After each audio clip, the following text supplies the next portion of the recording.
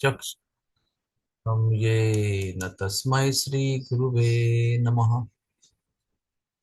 श्रीचैतन्यमनोभीष्टं स्थापितं येन भूतले स्वयं रूपः कदा मह्यं ददाति स्वपदान्तिकम्। श्रीकृष्ण चैतन्य प्रभु नित्यानंद श्री अद्वैत गदाधर श्रीवासदि गौर भक्तवृंद। हरे कृष्णा कृष्णा कृष्णा हरे हरे, हरे राम राम राम हरे हरे। हरे कृष्णा। आप सबका स्वागत है आज के इस छोटी सी सभा में। आप सब लोगों की अभी हरिनाम दीक्षा होने वाली है। तो सबसे पहले हमको जानना जरूरी है कि हम सब लोग ब्रह्मा मध्व गौड़ीय संप्रदाय में अभी दीक्षा लेने वाले हैं। ये चार संप्रदाय में से एक संप्रदाय है जो कलयुग में एक्टिव है। वैसे 8 संप्रदाय हैं, लेकिन कलयुग में 4 एक्टिव हैं। उसमें से श्री चैतन्य महाप्रभु जिस संप्रदाय में अवतरित हुए हैं वो ब्रह्म मध्व गौड़ीय संप्रदाय में हम दीक्षा लेने जा रहे हैं। श्री प्रभुपाद जी इस संप्रदाय के माध्यम से सारे जीवों को भगवत धाम पहुंचा रहे हैं। तो सबसे पहले हमें ये पता होना जरूरी है कि आज तक हम केवल तैयारी कर रहे थे दीक्षा की। जैसे बच्चा स्कूल गया, फिर वो सेकेंडरी स्कूल में गया, फिर उसके बाद में वो एसएससी किया, उसके बाद में उसने 12th किया, उसके बाद में उसने नीट एग्जाम दिया, कोचिंग क्लासेस किए और उसका नंबर आया अच्छा, और उसको अभी मेडिकल कॉलेज में प्रवेश मिल रहा है। इसका अर्थ यह हुआ कि अभी तक जो हो रहा था वो केवल तैयारी हो रही थी। अभी जो रियल करिकुलम है, अभ्यासक्रम, वो शुरू हो रहा है। इस प्रकार से अब तक हमने 4 नियमों का पालन किया। हमने 16 माला जप किया। कुछ लोगों ने 3 साल किया, कुछ लोगों ने 5 साल किया, कुछ लोगों ने 10 साल किया, और मंदिरों में सेवा की हमने। इस प्रकार से आज तक जो चल रहा था वो तैयारी थी। और दीक्षा जब होगी तो उस दिन से आपकी आध्यात्मिक जीवन की जो गाड़ी है वो शुरू हो जाएगी। वास्तविक रूप में देखा जाए तो आध्यात्मिक जीवन शुरू हो चुका है, लेकिन वास्तविक रूप में अभी हम ट्रेन के अंदर बैठेंगे और हमारा सफर अभी शुरू होगा। और देखना यह है कि हम ट्रेन में बैठे रहें, बीच में किसी स्टेशन पर उतर न जाएं। जैसे दादर से हम जब पुणे जाते हैं तो करजत में उतर जाते हैं बटाटा वड़ा खाने के लिए, और कभी कभी ट्रेन वहीं छूट जाती है। तो स्टेशन आएगा तो हमें वहां से उतरना नहीं है, हमको ट्रेन में बैठे रहना है। और जब तक गंतव्य स्थान नहीं आता है तब तक परेशान ना होते हुए लगातार, हाँ, चिकाटी से इस ट्रेन में बैठना है। तो दीक्षा का अर्थ क्या है? दीक्षा का अर्थ यह है कि हम गुरु महाराज के चरणों में अपने जीवन को समर्पित कर रहे हैं। हम गुरु महाराज को अपना जीवन देना चाहते हैं। अभी तक हम अपना बड़ो दुख पाइया स्वतंत्र जीवन है, बड़ो दुख पाइया छे स्वतंत्र जीवन है। अभी तक हमने स्वतंत्र होकर जीने का, भोग लेने का, आनंद लेने का प्रयास किया, लेकिन हम सफल नहीं रहे। बार बार ठोकरें खाते रहे, दर दर की ठोकरें खाते रहे, शरीर बदलते रहे, योनियां बदलते रहे, और अभी हमें ये मनुष्य का शरीर प्राप्त हुआ है जिसमें हम इस दर दर की ठोकरों को समाप्त करना चाहते हैं। और गुरु महाराज के माध्यम से हम भगवान के चरणों में अपने आप को शरणागत करना चाहते हैं। स्वतंत्र जीवन छोड़कर गुरु महाराज के आश्रय में जीवन जीना चाहते हैं। तो दीक्षा में क्या होता है, आज और 11 तारीख के बाद में क्या होगा? अभी तक हम लोग अपने जन्म जन्मांतर के अनंत कर्मों का बोझा सर पे उठाकर चल रहे हैं, और चल ही रहे हैं केवल। हाँ, क्या कहते हैं उसको, भागना चाहते हैं लेकिन भाग नहीं सकते, क्योंकि इतना बड़ा बोझा हमारे सर के ऊपर है। तो दीक्षा के दिन, दीक्षा प्रक्रिया के माध्यम से श्री गुरु महाराज हमारे सारे, केवल इस जन्म के नहीं, अनंत पिछले जन्मों के जितने हमारे कर्म हैं, जो हमें यहाँ पर बांधे रखे हुए हैं, वो कर्म जो है वो गुरु महाराज स्वीकार करेंगे। और वो स्वीकार करने के बाद में जब किसी के सर के ऊपर से 100 किलो का बोझा उतर जाए, तो क्या होता है, वो भी चलने के बदले में दौड़ सकता है, अपने लक्ष्य की ओर दौड़ सकता है, क्योंकि किसी ने उसके सर के ऊपर से बोझा उठा लिया है। तो वैसे ही हमारा होगा। वो समझ में नहीं आएगा एक्चुअली कहाँ कहाँ से वजन कहाँ चला गया।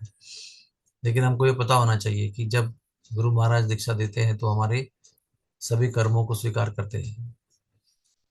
मुझे याद है एक बार गुरुजी ने कहा था कि अगर कोई अयोग्य व्यक्ति अगर किसी को दीक्षा देता है, कभी कभी लगता है लोगों को कि भाई अभी मैं सीनियर हो चुका हूँ, अभी बहुत लोग कहते हैं कि आप गुरु बन जाओ, और हम भी भ्रम में उसको स्वीकार कर लेते हैं, हाँ हाँ मैं तो अब योग्य हो गया बहुत साल से। और अगर हमने किसी को दीक्षा दिया योग्य न होते हुए, तो गुरु महाराज ने मुझे बताया था कि हम लोग मर जाएंगे तुरंत, we will die immediately as soon as we give diksha. और ये जो कर्म होते हैं ना, ये दीक्षा, ये दीक्षा देने वाले व्यक्ति को जलाते हैं, आग उत्पन्न करते हैं। इसलिए दीक्षा देने के बाद में जितने भी गुरु हैं उनको बहुत बुखार आता है, अर्थात क्या होता है, अग्नि तत्व प्रज्वलित हो जाता है और वो व्यक्ति को जला देता है, बहुत अंगार निर्माण करता है। हम लोगों को ये कभी हम कल्पना नहीं कर सकते हैं कि क्या होता है एक्चुअली दीक्षा देने पर। तो हमें देखना यह है कि हम अपने गुरु महाराज के प्रति अपना समर्पण बनाए रखें, क्योंकि वो केवल इस जन्म के नहीं, अनेक जन्मों के अपने कर्म स्वीकार कर रहे हैं। और रिश्ते से हमारे कोई लगते नहीं हो, तो ना हमारे काका है, ना मामा है, ना दादा है, ना और कोई व्यक्ति है, लेकिन हमारा उनका कुछ भी संबंध न होते हुए भी एक तरह से वो अनजान लोगों के कर्मों को स्वीकार कर रहे हैं। एक पिताजी अपने बच्चों का कर्म स्वीकार कर सकता है और करता भी है, क्योंकि वो रिश्ता है उनका। एक पति अपने पत्नी का कर्म ले सकता है और लेते भी हैं, लेकिन गुरु वैसे रिश्ते से हमारे कोई लगते नहीं है। लेकिन फिर भी अपार करुणा और भगवान के चरणों पर अपार भक्ति, इसके कारण वो हमारे कर्मों को स्वीकार करते हैं, हमको अपने चिरंतन बालक के रूप में स्वीकार करते हैं। इसलिए माता पिता का रिश्ता इस विश्व में प्रेम के दृष्टि से सर्वश्रेष्ठ माना गया है, लेकिन गुरु महाराज का रिश्ता उससे भी सर्वश्रेष्ठ है, क्योंकि गुरु महाराज केवल इस जन्म के पिताजी नहीं है, वो आगे आने वाले जितने भी जीवन होंगे वो हमारे शाश्वत चिरंतन पिताजी बनेंगे।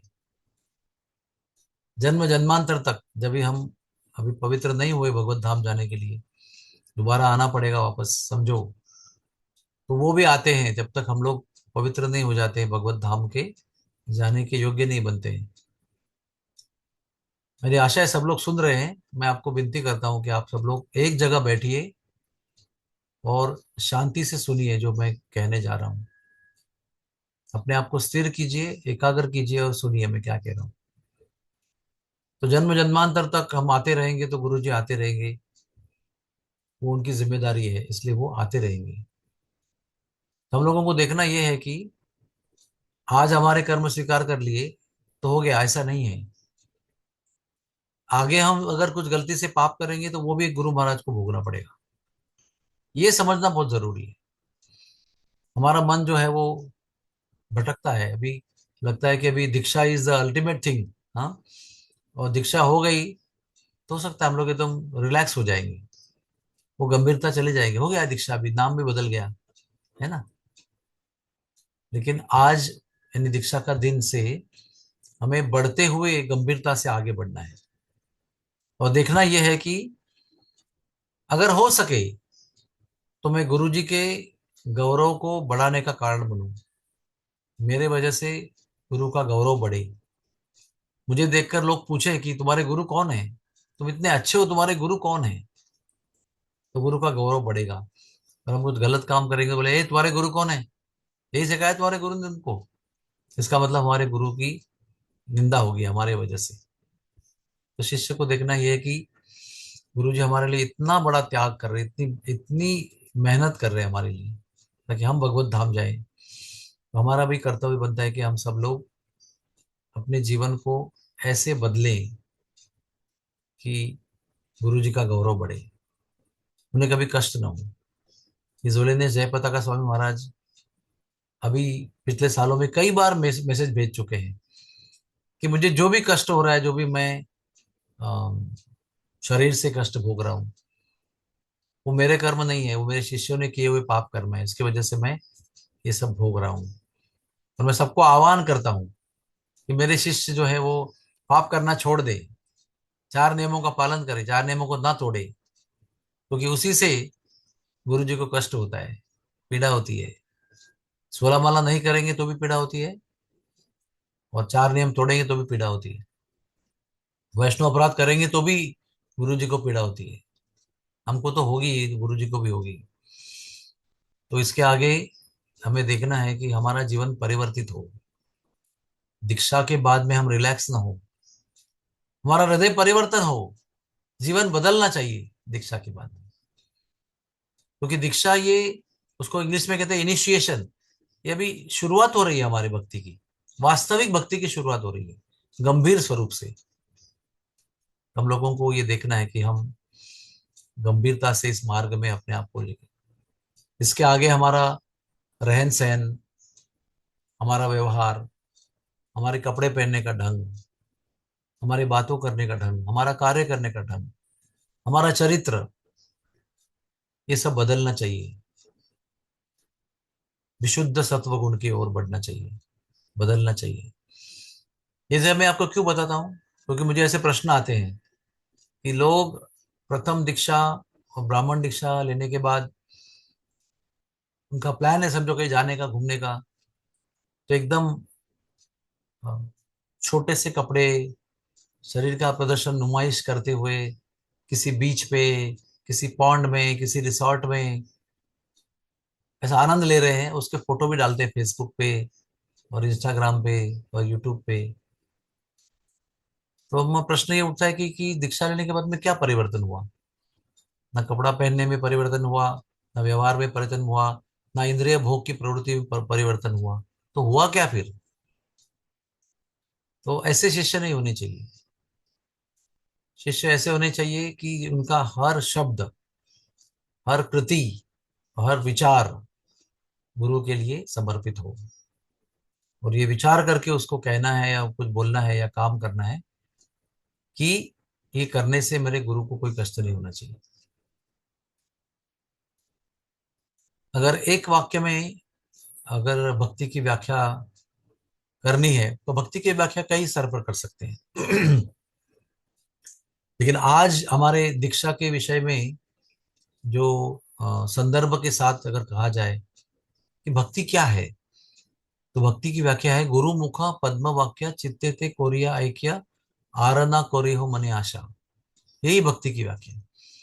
अब इसके बाद में गुरु जी की आज्ञा के अलावा जीवन में और कुछ नहीं है।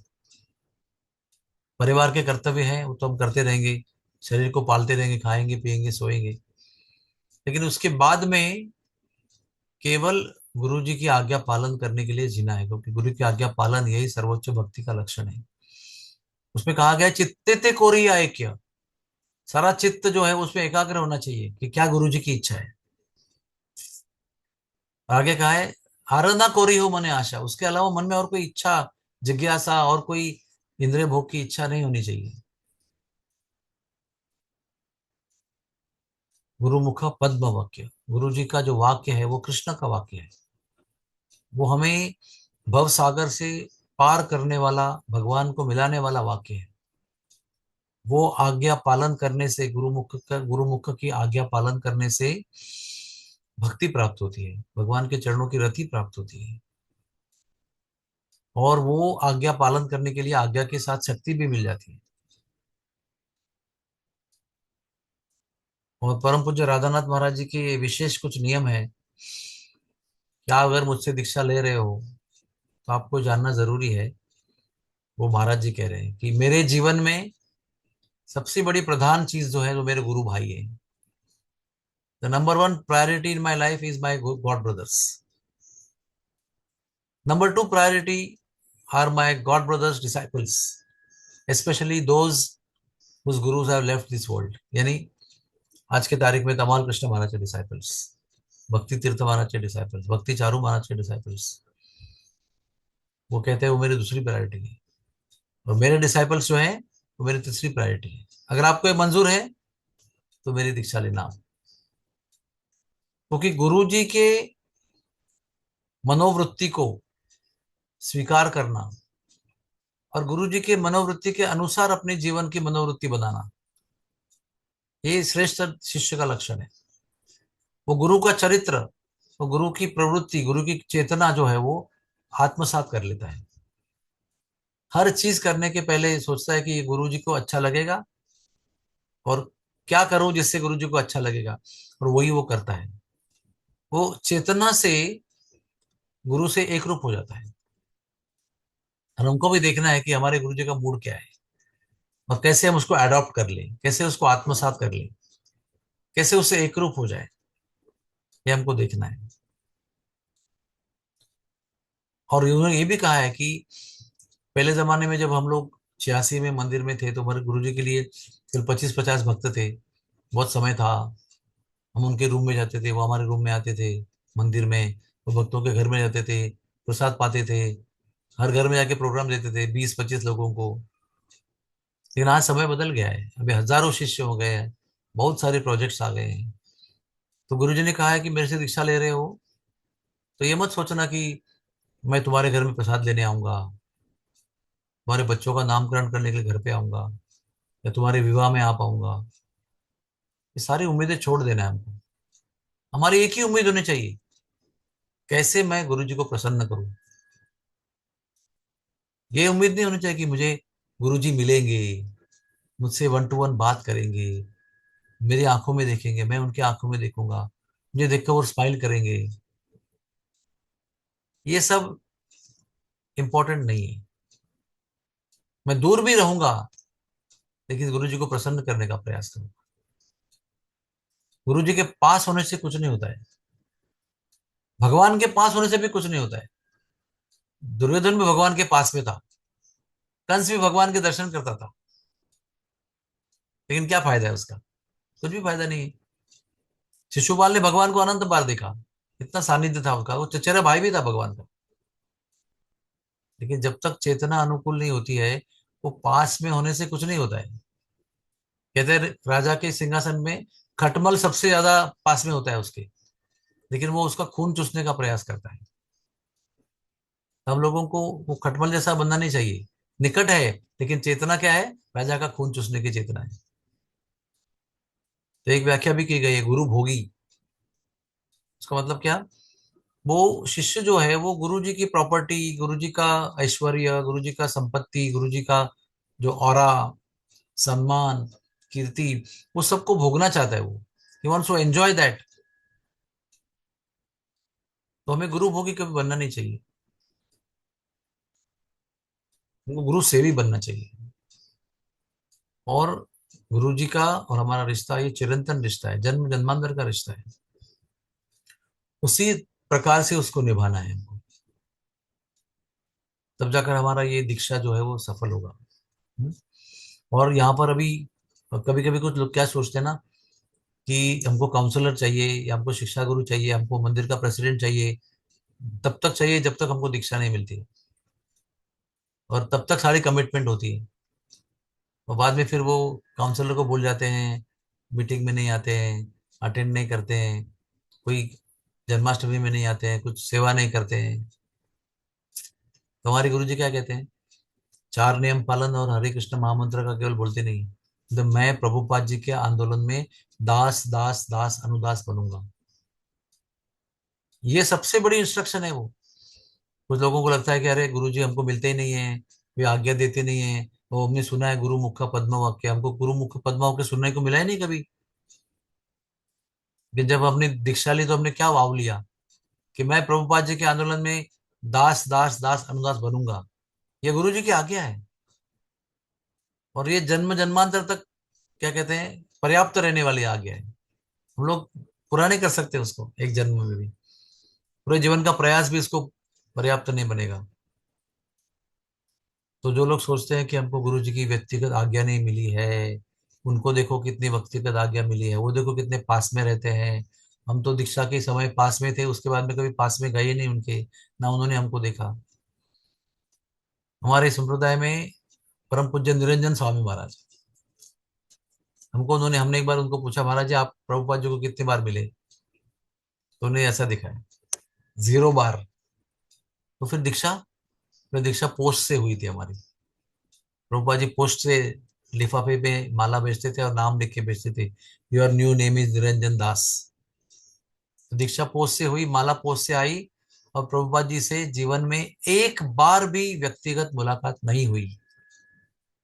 और आज स्वयं वो हजारों शिष्यों के गुरुदेव हैं, क्योंकि उनको गुरु शिष्य का जो रिश्ता है उसका सार पता चल गया है। गुरु शिष्य के रिश्ते का सार क्या है? आज्ञा पालन। जो इंस्ट्रक्शन दिए हैं उन्होंने, जनरल इंस्ट्रक्शन दिए हैं, किताबों में लिखे हुए हैं, उसको पालन करना है। और हमारे गुरुदेव परम पूज्य राधानंद महाराज क्या कहते हैं कि मैं इस मेरे सारे शिष्यों को व्यक्तिगत रूप से नहीं मिल सकता, और ना ही मैं उनको व्यक्तिगत रूप में कुछ आदेश उपदेश कर सकता हूँ। मैं जब प्रवचन करता हूँ तो उसमें मेरे गुरु जी के लिए आदेश, मेरे शिष्यों के लिए आदेश रहते हैं, आप मेरे प्रवचनों में आइए और मेरे प्रवचन सुनिए। उसमें आपको निजी रूप से मेरी आज्ञा मिलेगी जो आपको करना है। और सेकंड कहते हैं कि मेरी यात्रा में आइए, जब मैं यात्रा देता हूं उसमें मैं मेरे हृदय के सारे अंदर के कोने को रीता कर देता हूं। I pour my heart from the inner chamber. और मेरे सारे शिष्यों के लिए मेरे कथा के माध्यम से आदेश प्राप्त होते हैं। और अगर ये गुरु जी की इच्छा है तो वही उनकी आज्ञा है, और शिष्य को उसी प्रकार चलना है। कुछ अपेक्षा नहीं करनी है, मैंने इतना सेवा किया, मैंने ये त्याग किया, मैंने वो किया, मैंने ब्रह्मचारी बन गया, मैं सन्यास हो गया, मैंने इतना प्रोजेक्ट को हैंडल किया, मैं इतना चीफ। लेकिन गुरु जी को मिलते ही नहीं है, कोई इंस्ट्रक्शन नहीं है, कुछ नहीं है, कैसा स्पिरिचुअल लाइफ है? और जब गुरु जी का आज्ञा हम पालन करते हैं ना, तो गुरु जी के व्यक्तिगत निकटतम सानिध्य का अनुभव प्राप्त होता है। प्लीज अंडरस्टैंड दिस, मैं आपको मेरा जीवन का अनुभव बता रहा हूँ। एक जमाना था जब हम गुरु जी को रेगुलरली मिलते थे। वो पूछते थे, कभी नेक्स्ट मेरे रूम पे आओगे आप, कब बात करोगे मुझसे? लेकिन आज हमको कभी कभी 2-2 साल गुरु जी नहीं मिलते हैं, दूर से दिखाई पड़ते हैं। तो क्या डिफरेंस है उसके अंदर? कि जब समय था समय दिया आपको, लेकिन अभी उनके पास और बड़े बड़े प्रोजेक्ट्स हैं, बड़ी बड़ी सेवाएं करते हैं। हमारा केवल काम है उनको असिस्ट करना, उनको सहयोग देना, उनकी सेवा करना। यही जीवन का सार है। एक बार एक माताजी थी यूरोप में, ऐसे महाराज कुछ भक्तों के बीच में बात कर रहे थे, वैसे वो तिलमिलाती हुई आई, बोले Maharaj what is this, we don't get your association, you are always busy with somebody else, I am your disciples, when are you going to give time to me? उसको लगा वो बहुत बड़ा काम कर रही है, हाँ, खुले दिल से बोल रही है। तभी उनको उन्होंने बताया था कि मेरे जीवन में मेरे गुरु भाई मेरी पहली प्रधानता है, प्राधान्य, प्रायोरिटी। मेरे गुरु जी के गुरु भाइयों के शिष्य मेरी दूसरी प्रायोरिटी है, दूसरा प्राधान्य है। और तीसरे आप लोग हो, अगर पसंद है तो रहो, नहीं तो छोड़ के चले जाओ। ऐसे उन्होंने उनको बताया था, तो मैं कभी भूला नहीं वो उन्होंने कहे वो वाक्य। हम लोगों को देखना यह है कि हम गुरु जी के मुकुट में ऐसा, क्या कहते हैं, गौरव उनका बढ़ाने के लिए एक ऐसे होता है ना, फेदर इन द कैप, वो बने। और वो पास में रहने की जरूरत नहीं उसके लिए, ये समझना बहुत जरूरी है। तो विषय बहुत बड़ा है और बहुत गहरा विषय है। इस विषय का सार केवल समर्पण है। शिष्य की जिंदगी कभी शिष्य की नहीं होती है, उसके स्वामी गुरु होते हैं, उसकी जिंदगी के स्वामी गुरु होते हैं। उसकी वाचा, उसकी शक्ति, उसकी बुद्धि, उसके साक्षात्कार, ये सब गुरु की देन है। उसका पैसा, उसकी प्रॉपर्टी, ये सब गुरु का है। ऐसा हमको अभी स्वीकार करना पड़ेगा इस बात को। मेरी मेरी काया, मेरी वाचा, मेरी बुद्धि, मेरा मन, मेरे विचार, मेरी धन संपत्ति, मेरा ऐश्वर्य, ये सब आपका है गुरुदेव। ये आपकी कृपा है। हाँ? जो भी जीवन में होता है एक बार दीक्षा लेने के बाद, वो सब गुरु की कृपा होती है। कभी वो अच्छे रूप में आती है, पसंदीदा रूप में आती है, अनुकूल रूप में आती है। तो कभी वो संकट के रूप में आती है, कसौटी के रूप में आती है, चुनौती के रूप में आती है। लेकिन जो भी होता है, एक बार आपने दीक्षा ले ली, एक सही संप्रदाय में सच्चे सदगुरु से आपने दीक्षा ली, तो आपके जीवन में आगे अभी जो भी होगा वो भगवान की इच्छा के अनुसार होगा। और कुछ भी बुरा नहीं होगा, जो भी लगेगा बुरा वो भी आपके अच्छे के लिए और कल्याण के लिए होगा। ये शिष्य का गौरवशाली जीवन है। जो गुरु का शासन पालन करता है वो शिष्य है। जो गुरु के नियम पालन करता है वो शिष्य है। और गुरु के 100% शासन को पालन करने वाला शिष्य जो है, वो पूरी तरह से गुरु जी के छत्र छाया में, भगवान के छत्र छाया में रहता है। और आपसे और हमसे करवाने वाले वही होंगे, वही सब कुछ करवाएंगे। We are not the doers, guru will do things through us. हम लोग को केवल शरणागति से उनको स्वीकार करना है, अपने आप को समर्पित करना है। फिर गुरु जी हमारे द्वारा चमत्कार कर सकते हैं, विश्व का कल्याण कर सकते हैं। तो ये परम भाग्य, ब्रह्मांडी भ्रमिते कोनो भाग्यवान जीव, गुरु कृपा, गुरु कृष्ण कृपा पाइले भक्ति लता बीज। ये अनंत जन्मों के भटकने के बाद, अनेक शरीर को धारण करने के बाद, संतों की कृपा से ये जो है वो प्राप्त होता है। तो मुझे आपको यही बताना था कि ये साधारण घटना नहीं है। ये जन्म जन्मांतर के बंधन में फंसे हुए हम लोग, ये छुटकारा मिलने का ऐलान है, ये घोषणा है। कभी ये जीव जन्म मृत्यु के चक्र से मुक्त होगा। अभी ये भटकना छोड़ देगा, अभी ये भटकना बंद हो जाएगा। अभी इसका जीवन का गति भगवान के चरणों की ओर आरंभ होगी। यशस्वी होगा ये जीव।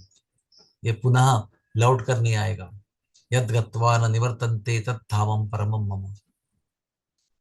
ये श्रद्धा होनी चाहिए, ये निष्ठा होनी चाहिए। गुरु कोई दीवार के ऊपर के फ्रेम नहीं है कि भाई आपके भी गुरु है, हमारे भी गुरु है, हमने भी मंत्र लिया है। गुरु कोई सोशल प्रेस्टीज नहीं है कि मैं इनसे दीक्षित हूँ, मेरे गुरु ये है, आपके गुरु वो है। ये कोई भौतिक कंपटीशन नहीं है। अगर है, आप आपके गुरु हैं, और अगर आप किसी के शिष्य हो, तो आपकी हमारी एक ही ड्यूटी बनती है, समर्पण। वही एक गौरवशाली चीज होती है। मेरे गुरु के 50,000 शिष्य हैं, तुम्हारे गुरु के 30,000 शिष्य हैं, तुम्हारे गुरु के 10 ही शिष्य हैं, ये सब बकवास की बातें हैं। मेरे गुरु से मेरा समर्पण कितना है, वो चर्चा का विषय है। और उसी पर हमको ध्यान देना है। चाहे हम दुनिया के किसी कोने में रहे, गुरु जी किसी और कोने में रहे, आपका उनका संबंध जो है वो चिरंतन संबंध है, दृढ़ संबंध है। और आज्ञा पालन के माध्यम से आप सदैव गुरु जी के निकट रह सकते हैं। प्रभुपाद जी ने कहा था, मैं अमेरिका में शरीर से अकेला था, लेकिन मेरे गुरु जी की आज्ञा पालन करने के प्रयास में मैं सदैव, गुरु जी मेरे हृदय के अंदर विराजमान थे, और मैंने कभी भी अकेलापन का अनुभव नहीं किया। कितने कष्ट सहे उन्होंने, लेकिन गुरु जी का निकट का सत्संग का अनुभव किया। गुरु जी शरीर छोड़ के भी गए तो भी उन्होंने कभी ऐसा अनुभव नहीं किया कि गुरु जी दूर चले गए। हाँ, दुख तो होता है शरीर छोड़ने के बाद गुरु जी का, लेकिन गुरु जी के शरीर छोड़ने के बाद भी कभी वो संग छूटता नहीं है, कभी उत्कट अनुभव नष्ट नहीं होता है। गुरु जी के जीवन में और गुरु जी के जीवन के पश्चात हमको निरंतर उनकी आज्ञा का पालन करना है और सतत गुरु जी के सानिध्य का अनुभव करना है और केवल उन्हीं के साथ में रहना है जो ऐसे प्रकार का जीवन जीते हैं। उन्हीं का संग करना है जो गुरु से समर्पित है। तो मैं आप सबको शुभकामना देता हूँ। हर एक व्यक्ति अलग अलग प्रगति क्यों करता है भक्ति में? क्योंकि हर एक व्यक्ति अलग अलग समर्पण भाव से सेवा करता है। कोई स्वार्थ से सेवा करता है, कोई निस्वार्थ होकर सेवा करता है, कोई परम निस्वार्थ 100% 100% शरणागति से सेवा करता है।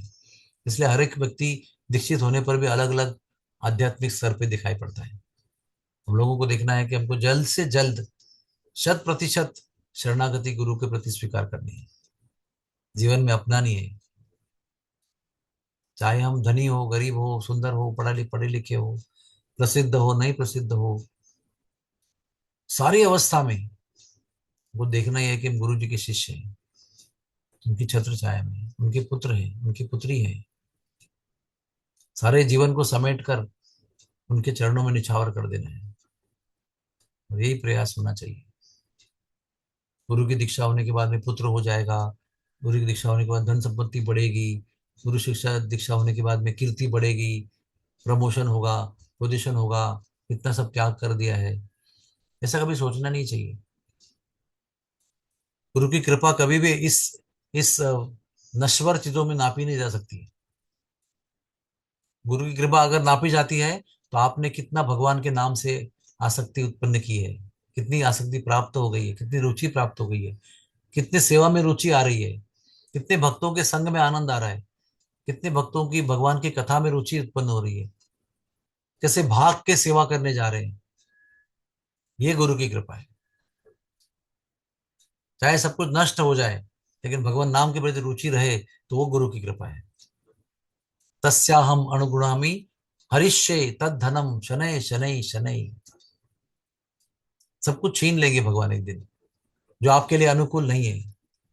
लेकिन वो सब कुछ छीने जाने पर भी जो भगवान के चरणों में बहुत अधिक आसक्त होता है, वो उनकी कृपा होती है। तो किसी भी भौतिक चीज से गुरु की कृपा को मत नापना। केवल दिव्य वस्तुओं के साथ जो हमारा संबंध है, उसी के आधार पर हमारा कृपा को नापना, कृपा को समझने का प्रयास करना। आज हम दिशा ले हो रहे हैं तो एकदम एक्साइटेड है, हम लोग बहुत थ्रिल बुरी मूड में हैं। परिवार के लोग जा रहे हैं, हम लोग जा रहे हैं, कैसा होगा वो, कैसा होगा। लेकिन भौतिक विश्व का स्वभाव ये होता है कि वो कुछ समय के बाद में आप ठंडे हो जाएंगे। रियल चैलेंज तो तब है जब सारा एक्साइटमेंट खत्म होगा। एक दिन ब्राह्मण दीक्षा होगा, आगे कोई लक्ष्य नहीं होगा कि आगे कौन सी दीक्षा बाकी है, संन्यास दीक्षा, वो तो हम नहीं लेंगे। तो सारा एंथुजियाज्म समाप्त हो जाता है। इसलिए हमको देखना यह है कि चाहे वो नई नई दीक्षा हो, या 10 साल हो गया हो, या 40 साल हो गया हो, 50 साल हो गया हो, वही बढ़ता हुआ उत्साह हमारे अंदर होना चाहिए जो दीक्षा के दिन था, जो गुरु से साथ अनुग्रह प्राप्त होने के दिन था। ये आज जितना है वो कल बढ़ना चाहिए, परसों और बढ़ना चाहिए, 1 साल के बाद में और बढ़ना चाहिए। यही हमको देखना है कि हम चंद जो है बाहरी चीज से, अभी मुझे नया नाम मिलेगा, कब से मैं नया नाम के लिए तड़प रहा था, तड़प रही थी, अभी मुझे मिलेगा, मैं भी उस कैटेगरी में गया आएगा, आऊंगा कि मेरा भी नया नाम होगा। हाँ, ये अचीवमेंट नहीं है नया नाम प्राप्त होना। समर्पण जो है वो अचीवमेंट है, शरणागति अचीवमेंट है, गुरु जी की आज्ञा पालन करने में उत्साह जो है ये अचीवमेंट है। बाकी मैं भी अमुक तमुक दास हो गया, मैं भी अमुक तमुक दासी हो गई, ये कोई जीवन का अचीवमेंट नहीं है। इसके बिना भी भगवत की प्राप्ति हो सकती है। जो गुरु के आज्ञा में अपने आप को समर्पित कर चुका है लेकिन उनकी दीक्षा नहीं हुई है, फिर भी भगवान की प्राप्ति हो सकती है। दो एग्जाम्पल अपने साथ में है बिल्कुल। एक पीटर बरवॉश, उनकी दीक्षा नहीं हुई है, और जॉर्ज हैरिसन, उसकी भी दीक्षा नहीं हुई थी। लेकिन इतने प्रभुपाद की कृपा प्राप्त थे कि प्रभुपाद जी शरीर छोड़ते समय उंगली ऊपर किया और अंगूठी निकाला गोल्डन, बोला ये जॉर्ज को जाके दे दो। और प्रभुपाद शरीर छोड़ के चले गए, वो अंगूठी जॉर्ज के उंगली में चली गई। तो दीक्षा भी एब्सोल्यूट नेसेसरी नहीं है। दीक्षा का पर्पस जो है वो नेसेसरी है। दीक्षा का पर्पस क्या है? शरणागति। वो कभी कभी दीक्षा नहीं भी होगी तो भी शरणागति हो सकती है। एक बार हृदय में स्वीकार कर लिया कि ये मेरे गुरु हैं, मैं इनके पद चिन्हों पर चलूंगा। हाँ, दीक्षा जरूरी है, वो एक फॉर्मेलिटी है जो हमारे मन को तैयार करती है, चेतना को तैयार करती है कि yes, I am now disciple of this person, मैं इस व्यक्ति का शिष्य हूँ। उसके लिए जरूरी है, लेकिन वो एब्सोल्यूट नेसेसिटी नहीं है। एब्सोल्यूट नेसेसिटी क्या है? शरणागति, आज्ञा पालन। वो हमको स्वीकार करना है, वो प्राप्त करने के लिए प्रयास करना है। बाहरी अचीवमेंट के लिए मेहनत नहीं करना है। तो थैंक यू वेरी मच, आप सब लोगों ने अपने जीवन को इतने साल परिश्रम करके इस मुकाम पर लाया है कि अभी गुरु जी का अनुग्रह हो रहा है। उसको कभी भी लाइटली मत लेना। Don't take it cheaply. उसको सर आंखों पर रखना। Always on top priority of life, guru and his pleasure. गुरु जी और उनकी संतुष्टि, ये सबसे टॉप प्रायोरिटी पे रखना। कोई भी काम करोगे तो ये विचार करना कि इससे गुरु जी प्रसन्न होंगे कि नहीं होंगे। मेरे पत्नी से मैं कैसे व्यवहार कर रहा हूँ, मेरे पति से कैसा व्यवहार कर रहा हूँ, मेरे समाज में कैसा व्यवहार कर रहा हूँ, मेरे माता पिता से कैसा व्यवहार कर रहा हूँ। जो भी कर रहा हूँ क्या मेरे गुरु को वो संतुष्ट करेगा? My behaviour will it please my guru Maharaj? अगर हाँ है तो करना है, नहीं तो नहीं करना है, कितना भी अच्छा लगे कितना भी बुरा लगे। सार को समझना है, तब ये जीवन सफल हो जाएगा। और वो गुरु जी का त्याग, वो सारा परिश्रम, वो कर्म झेलने का, कर्म को भोगने का जो त्रास है, वो सब सफल होगा तब जब हम इस चेतना को स्वीकार कर पाएंगे। तो थैंक यू वेरी मच। और आपको कोई प्रश्न होंगे तो आप पूछ सकते हैं।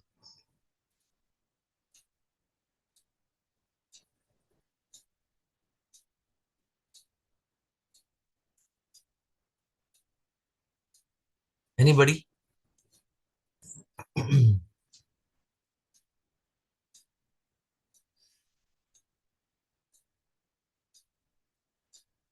शाम को प्रभु कुछ कहना चाहेंगे? बहुत सुंदर तरीके से प्रभु जी आपने समराइज ऑलरेडी कर चुके हैं। और मुझे हमेशा लगता है कि जब भी दीक्षा का सेरेमनी होता है, भी वापस we think about our own words. जब भी हम लोग दीक्षा समारोह में बैठते हैं, तभी वापस वो एक तरह का त्योहार हमारे लिए भी है। इतने साल बाद फीस हो जाती है कि जो गुरु महाराज को हम लोगों ने वचन दिए थे, वो कहाँ तक हम लोग निभा पा रहे हैं।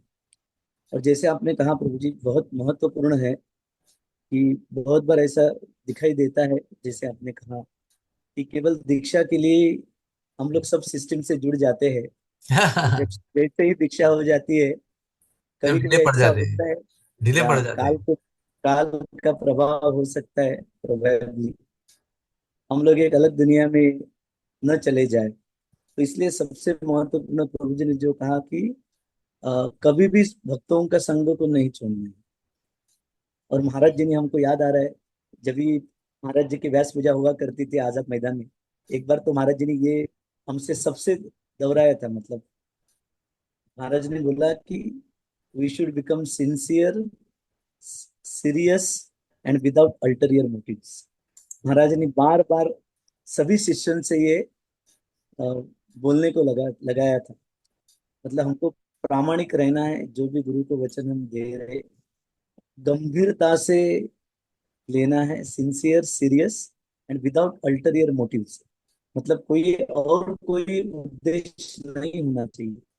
जैसे आपने कहा कि एक ही उद्देश्य होना चाहिए कि कैसे मेरे गुरु महाराज को मैं प्रसन्न कर सकूं। बहुत सुंदर तरीके से बोला प्रभु जी आपने कि जो भी विचार हम करते, किसी के भी बारे में जो भी कृति करते, तभी हमको ये सोचना चाहिए कि जो भी हम कुछ विचार कर रहे, कृति कर रहे, उससे हमारे गुरु महाराज संतुष्ट होंगे क्या। ये बहुत महत्वपूर्ण है। नहीं तो कभी कभी ये काल के प्रभाव से हम लोग हमारे बारे में ही सोचते हैं। जब भी समय आता है, तभी हमको ये सोचना चाहिए कि जो भी कृति मैं कर रहा हूँ, क्या मेरे गुरु महाराज प्रसन्न होंगे उनकी। मुझे ऐसा लगता है कि बहुत अलग अलग जगह से भक्त लोग बिलोंग करते हैं, जहाँ पे शायद अन्य गुरु भी होंगे, उनके शिष्य भी होंगे, है ना। तो देखो, हम लोग अगर राधा गोपीनाथ से कनेक्टेड रहते बट फिर भी अभी यहाँ पे मीरा रोड में रहते हैं फॉर एग्जाम्पल, जैसे राधा गिरधारी के भी बहुत सारे भक्त हैं, तो हमको प्रयास करना चाहिए कि कैसे हम लोग मिलजुल के रहे। और ये महाराज को बहुत प्रसन्नता देता है। जो आपने कहा उचित कहा, महाराज जी भी कहते हैं कि सबसे पहली प्रायोरिटी मेरे गुरु बंधु है, उसके बाद उनके शिष्य है, उसके बाद मेरे शिष्य है। इट्स वेरी नाइस स्टेटमेंट प्रभु। और तो हमको ये समझना चाहिए कि हमारे गुरु क्या चाहते हैं। Always give respect to others, expecting nothing in return. Thank you Prabhu. एक बात थैंक यू वेरी मच। बताना चाहता हूं मैं कि बहुत लोगों को ऐसा लगता है कि, मैं बार बार ये दोहरा रहा हूँ, बहुत लोगों को लगता है कि गुरु महाराज तो मिलते ही नहीं है, कुछ one two one contact contact नहीं है, संपर्क नहीं, कुछ आज्ञा नहीं है, कैसा जीवन है ये। आई डोंट फील ऐसा कि आई वो गुरु, I don't have any connection with him. ऐसा लगता है कि कोई हमारा कनेक्शन ही नहीं है उनके साथ। लेकिन मैं आपको बताना चाहता हूँ निष्ठा और विश्वास के साथ कि मैंने वो पैलेटिव केयर में ट्रेनिंग लिया हुआ है, हाँ, उसको 20 साल हो गए। और कई भक्तों को मैंने एंड ऑफ लाइफ केयर दिया है, बहुत सारे भक्तों को। और उसमें अधिकतर भक्तों को जब मैंने मृत्यु के समय देखभाल की है, उनकी आध्यात्मिक देखभाल की है, तो उस आध्यात्मिक देखभाल का एक हिस्सा रहा है गुरु जी को फोन करना और उनको कनेक्ट करना गुरु जी से। अभी कोई व्यक्ति यहाँ मृत्यु हो रही है उसकी, पूना में हो रही है, मुंबई में हो रही है, इंडिया में हो रही है, और गुरु महाराज उस समय अमेरिका में है। लेकिन जब भी मैं उनको फोन करता हूँ या उनको संपर्क करता हूँ और कहता हूँ कि ये व्यक्ति जा रहे हैं, अभी लास्ट स्टेज में है, गुरु महाराज तुरंत सब कुछ छोड़ के उसमें आ जाते हैं और ऐसे फोन पर बात करते हैं कि आपको या मुझे ये अनुभव होता है कि वो उसके सारे बंधन को काट कर उसको भगवान के चरणों में डाल रहे हैं। इस त्रिविक्रम प्रभु का जब ध्यान हो रहा था, तभी महाराज बोले त्रिविक्रम, वो अनकॉन्शियस थे, पूरा डीप अनकॉन्शियस था, नानावटी हॉस्पिटल में। और मैं उनके बाजू में खड़ा, वो आईसीयू में, महाराज ने प्रवेश किया, बोला Trivikram Prabhu listen to me, I am chanting for you. Hare Krishna Krishna Krishna Hare Hare, सच जप किया। Trivikram Prabhu are you listening to me, I am chanting for you, please listen carefully. मेरी बेटी के जाने के समय भी मैंने देखा है महाप्रभु दास, कितने लोगों का उदाहरण दो आपको मैं। गौरांग प्रभु के पिताजी, कितने लोगों के लास्ट मोमेंट पे गुरु महाराज कहाँ से कहाँ प्रकट हो जाते हैं और उनको जिस समय सबसे ज्यादा आवश्यकता होती है सहारे की, उस समय वो सहारा देते हैं। तो आप ये मत समझना कि आपको दीक्षा के बाद में आंखों में आंख मिला के बोला थैंक यू वेरी मच, आपका नया नाम ये है, और माला दे के छोड़ दिया आपको, उसके बाद में कभी देखा ही नहीं आपको। लेकिन आप अभी उनके गिनती में हैं, उनके काउंटर में आप आ गए हो, आपका कल्याण उनकी जिम्मेदारी में है। और सबसे अधिक जब शरीर छूटने का समय आता है, तो वो आपके पास आएंगे, उनकी कृपा आपके पास आएगी आएंगी और सारे बंधनों से मुक्त करके आपको ले जाएगी। हो सकता है कि 10 में से 7 लोगों को फोन कॉल मिल सकता है, और कभी कभी वो रात में रहते हैं और पेशेंट यहाँ पर दिन में रहता है, तो वो दिन में पेशेंट गुजर जाता है तो महाराज वहां सोए रहते हैं, तो उनका कांटेक्ट नहीं होता है। इसका मतलब ये नहीं कि वो, अरे वो तो बैड लक था उनका, वो दुर्दैवी भक्त थे, वो गुरु जी का संपर्क ही नहीं हुआ उनका। नहीं,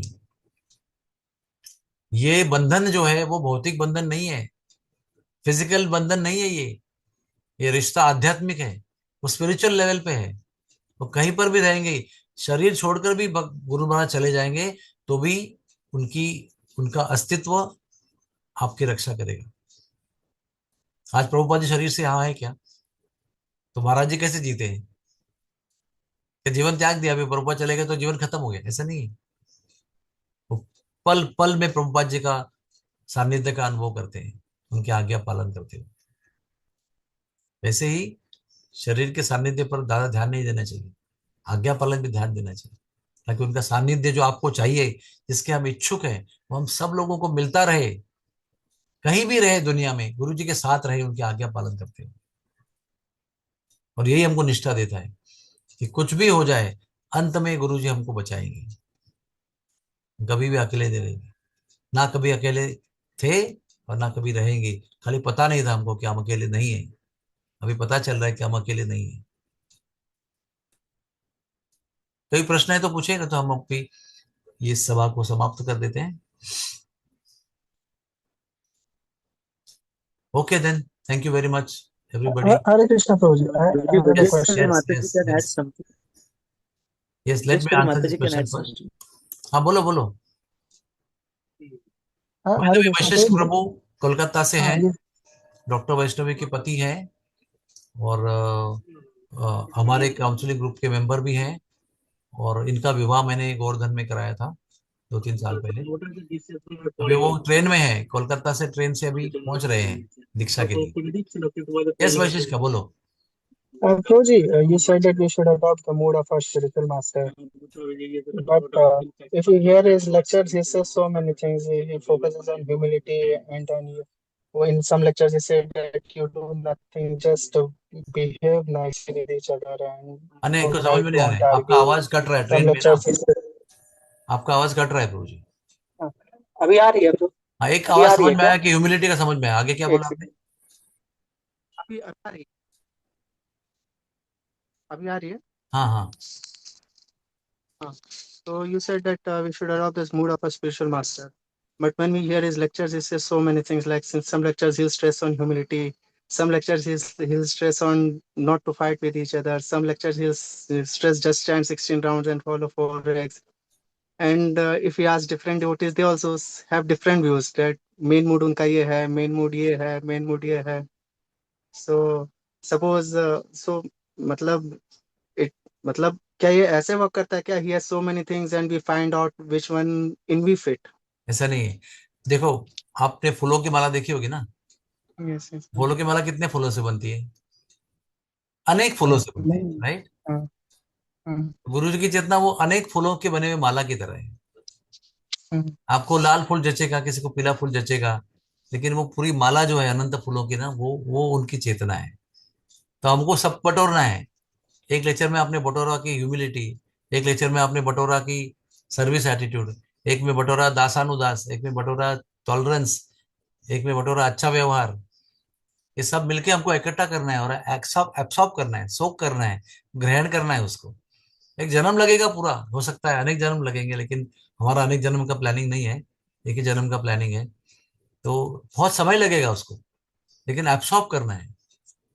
और एक जाते जाते बताना चाहूंगा आपको मैं कि हर रोज मैंने कई ब्रज के आचार्यों के मुख से सुना है कि एक शिष्य को उसका एक भी दिन ऐसा जाना नहीं चाहिए जिसने गुरु की वाणी नहीं सुनी।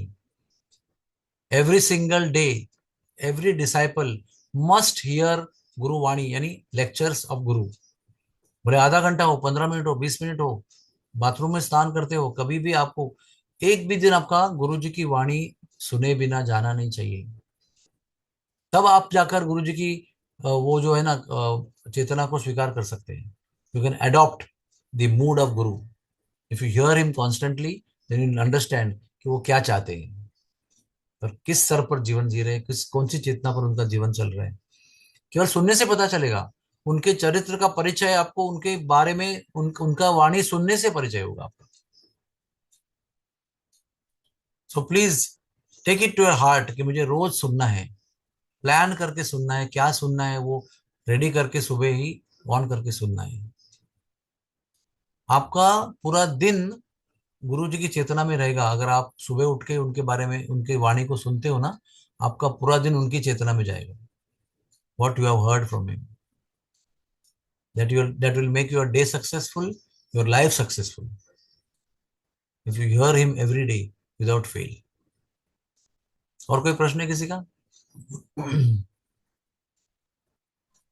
हरे कृष्ण प्रभु। यस प्रभु जी। प्रभु दंडवत वीडियो ऑन प्रणाम। करून बोला तो बरं होईल जरा। प्रभु प्रभु जरा ट्रॅव्हल करतोय थोडा, मैं ठीक है, वीडियो बोला नहीं, बोला सॉरी हरकत बोलतो। नहीं. Yes yes. प्रभू काय नाही, मी असं एक प्रभुपादांच्या त्या तात्पर्यामध्ये वाचलं होतं आणि ऐकलं होतं लेक्चरमध्ये की म्हणजे हिंदी बोलता है वसुदेव का? हिंदी हिंदी बोलता है का? हाँ यस प्रभु यस। हाँ मैंने ऐसे पढ़ा था प्रभुपाद के तात्पर्य में, और महाराज के लेक्चर में भी सुना था कि वसुदेव जब अपने हृदय से भगवान को ट्रांसफर करते हैं देवकी माता के हृदय में, तो वो दीक्षा बन गई। तो हमारा भी ऐसे ही होता है क्या, मतलब कि हमें दीक्षा मिल रही तो महाराज अपने हृदय से हमारे भगवान को हमारे हृदय में प्रस्तावित करेंगे? बहुत एक्साइटिंग लग दीक्षा रहा के समय, अभी आप वो उपदेश अमृत पढ़ेंगे तो आपको पता चलेगा। दीक्षा के समय गुरुजी कृष्ण को आपके हृदय में प्रस्थापित करते हैं, दिए हुए माला और महामंत्र के माध्यम से। दीक्षा दीक्षा काल में शिष्य के हृदय में गुरुजी कृष्ण को प्रस्थापित करते हैं। वो कृष्ण को रियलाइज करने में, उनका साक्षात्कार करने में जीवन चला जाता है, लेकिन दीक्षा के माध्यम से कृष्ण को आपके हृदय में वो प्रस्थापित कर रहे हैं। इस बात को आप स्वीकार करो, एक्सेप्ट दिस। है। Yes Prabhu, thank you. Hare Krishna. और कोई प्रश्न है? Hare Krishna, Prabhu Dandavad. Yes. Prabhuji, if someone not taking initiation and continuing the spiritual journey, that is one part, and another is someone taking initiation and continuing the journey.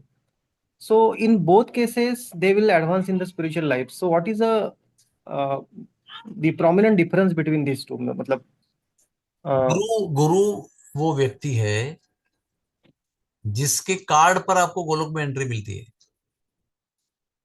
हरिनाम के card पे entry नहीं मिलती है, गुरु जी के card पे entry मिलती है।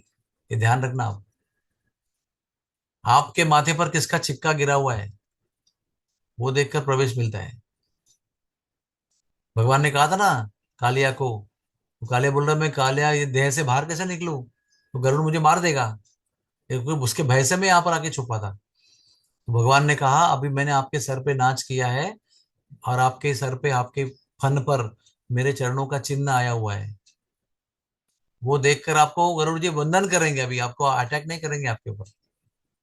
उसी प्रकार से जिस जिसके माथे, यानी वो, मैं एक काव्यात्मक वाक्य बोल रहा हूँ, जिसके माथे पर यानी जिसके आत्मा पर गुरुजी के नाम का सिक्का गिरा हुआ है, उसी को प्रवेश मिलता है। ये हरिनाम हरिनाम जप, चार नियम पालन करने से हम लोग क्या कर रहे हैं ना, वो अभी आपको एक एग्जांपल लेता हूँ कि जब भी कोई बच्चा गर्भ में होता है ना, गर्भ में, और 9 मंथ्स पूरे हो जाते हैं, तो क्या होता है, वो गोल गोल घूमता है, वो गोल गोल घूमता है, गोल गोल घूमता है, गोल गोल। लेकिन डिलीवरी कब होती है उसकी? जब उसका सर जाके फिक्स होता है ना, इफ हेड गेट्स फिक्स्ड, उसके बाद में उसका डिलीवरी का प्रोसेस शुरू होता है।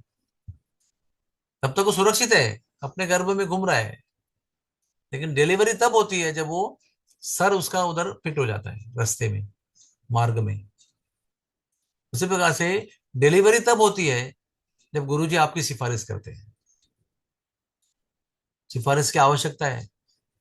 प्रभुपाद जी ने कहा है कि मैंने इस्कॉन के भक्तों के लिए गोलोक वृंदावन में पिछला दरवाजा खोल के रखा है। जो शरणागत होंगे उसको पिछले दरवाजे से स्पेशल एंट्री होगी। और हम इस बात पर निष्ठा रखते हैं, विश्वास रखते हैं, ये सच है। और बताइए।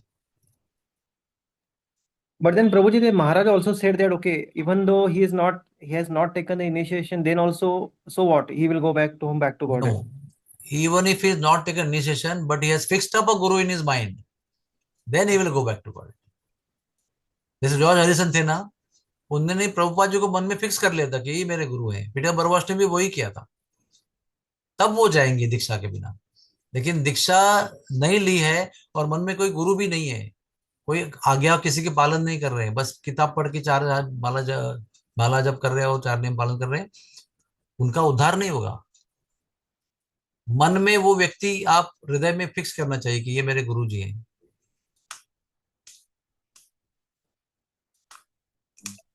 Yes, Prabhu. Thank you very much. क्योंकि 16 माला करना और चार नियम पालन करना और दीक्षा नहीं लेना ये आसान चीज है, क्योंकि शरणागति की आवश्यकता नहीं है ना। आज्ञा पालन की जरूरत है। मैं जब तो करता हूँ, मैं सात्विक हूँ, दान देता हूँ, मंदिर में सेवा करता हूँ, जन्माष्टमी में रहता हूँ और राधाष्टमी में रहता हूँ, क्या नहीं करता हूँ, सब झाड़ू मारता हूँ, खाना बनाता हूँ, सब कुछ करता हूँ, लेकिन दीक्षा नहीं लूंगा मैं, तो उसको कहते हैं अज्ञात सुकृति। वो पुण्य कर्म इकट्ठा होगा उसका, वो स्वर्ग में पहुंचेगा अन्य भोग लेने के लिए, उच्च लोकों में जन्म लेगा वो। गुरु जी के होने से वो हमारे पुण्य कार्य जो है वो आध्यात्मिक कार्य में बदल जाते हैं, अकर्म में बदल जाते हैं। सब लोग कर्म करते हैं, सब लोग खाना खाते हैं, लेकिन वो अकर्म कब बनता है, कर्म फल से मुक्त कब बनता है, जब गुरु जी बीच में होते हैं। वो आपके जीवन के गतिविधियों को दिव्य बना देंगे, दिव्य बना देंगे, उसके बाद ही वो दिव्य लोक में जा सकता है।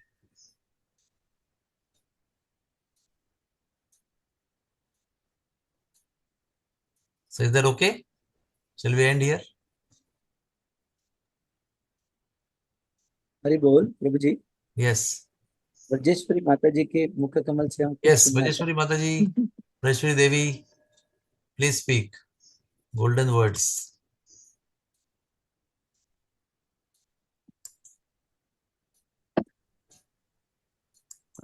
Prabhuji has already spoken so much in details.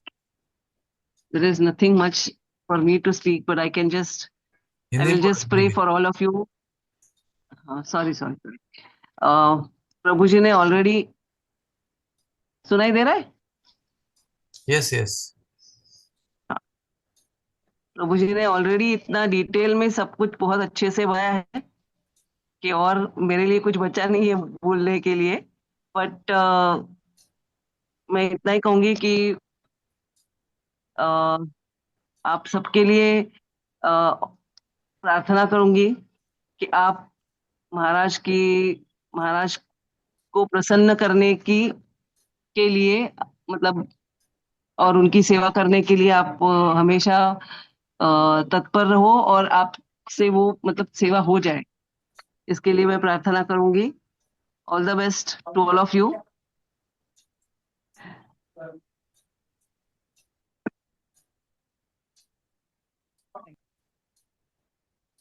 Okay.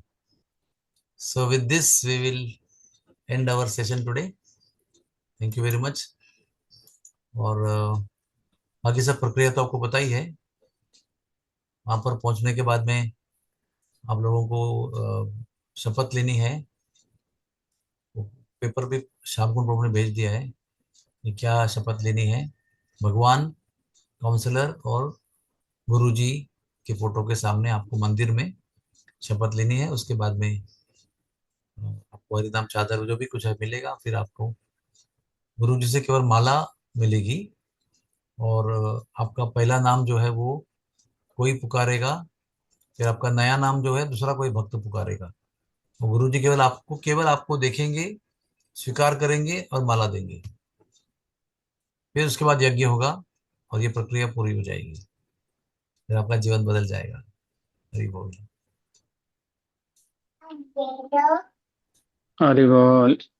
अभी प्रभु जी रिसेप्शन पे असेंबल हो रहे हैं सभी, हाँ, तो वहां पे काउंटर पे जो एसोसिएट साथ आ रहे हैं और जिनकी है उनको बैंड दे रहे हैं। उधर ही हरिनाम चादर और नेक बीट्स दे रहे हैं। उसके बाद किसी ने सुबह ब्रेकफास्ट लेना है तो they can go for breakfast. And then main temple में सबको लैंप दे रहे हैं आरती के लिए। देन वो फिर वहां से मदन मोहन मंदिर जाएंगे, वहां पे आरती करेंगे। उसके बाद यमुना पे लैंप ऑफर करेंगे, फिर गिरिराज जी की परिक्रमा करेंगे, वहां लैंप ऑफर करेंगे। एंड लास्ट में प्रभुपाद रूम में प्रभुपाद से प्रेयर करेंगे। Then everybody can go for lunch prasad. फिर 1 बजे गौशाला में ऊपर असेंबल होना है।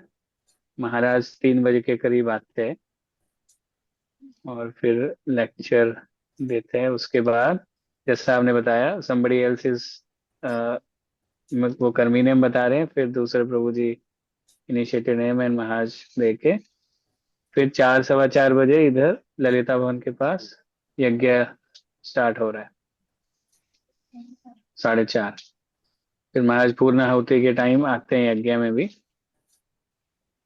ऑलमोस्ट 5:30 के अराउंड यज्ञ खत्म हो रहा है, उसके बाद फिर सबके लिए डिनर प्रसाद है, then everybody can leave to their respective destinations.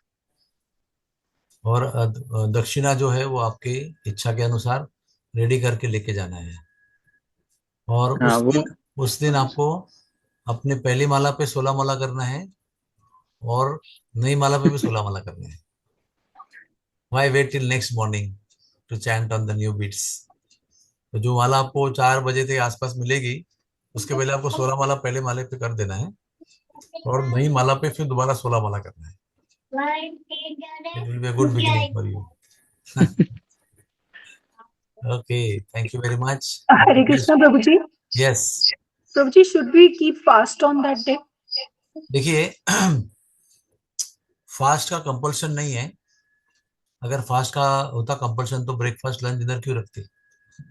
लेकिन अगर आपको रखना है तो वी आर मोस्ट वेलकम, आप फास्ट रखिए। आपको देखना यह है कि फास्ट होने के बाद आपको चक्कर वक्कर ना आ जाए और तकलीफ ना हो जाए, क्योंकि ध्यान अपना होना चाहिए। जब गुरु जी माला देंगे तो पूरा एकाग्र होकर उसको स्वीकार करना है। तो आपकी इच्छा हो तो आप थोड़ा फल लेके जाइए साथ में और फल खाइए, या तो फास्ट रखिए और यज्ञ होने के बाद में फिर आप डिनर लीजिए। ये आपकी इच्छा के ऊपर है, लेकिन जबरदस्ती नहीं है, कोई हार्ड एंड फास्ट रूल नहीं है। Krishna, Dhanutam Prabhuji. Yes. Will the associates be allowed inside the initiation hall? मेरे ख्याल से एक व्यक्ति को ही अलाउ करेंगे वो लोग। यस, वन पर्सन, एक ही person. बैंड दे रहे हैं प्रभु जी, एक वन पर्सन के साथ एक पर्सन को बैंड दे रहे हैं, दैट पर्सन इज अलाउड, जिसको रजिस्टर किया है। और काउंसलर का क्या पोजीशन है? वो तो अलाउड ही है शायद। हरे कृष्णा। ओके, और कोई प्रश्न किसी का है?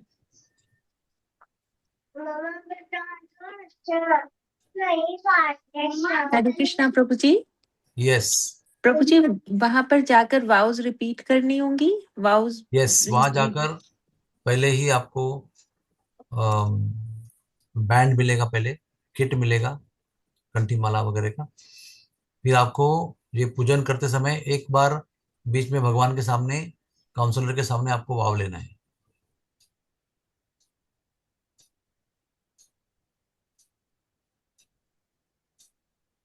Thank you. Hare Krishna Krishna Krishna Hare Hare, Hare Ram Hare Ram Ram Ram Hare Hare. Thank you very much. Hari बोल। Thank you Prabhu ji, Hare Krishna, Hare Krishna. Thank you very much, Prabhuji, for extending yourself even to token devotee.